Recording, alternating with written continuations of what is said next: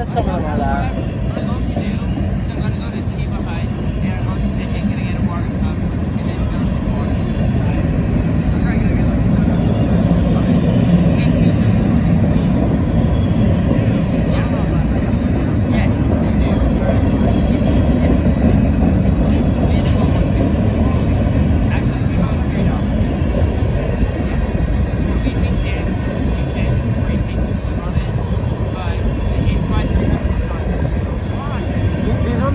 They put rail. So these ones are for like continuous welded rail. Oh yeah, I can see holy shit. Come on! How many are there?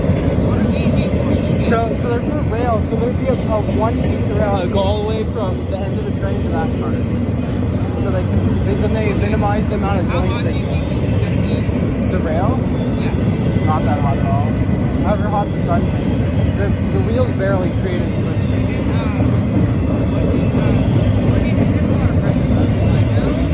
Yeah, but I like even in the winter, like it won't really heat up the rail after. Yeah.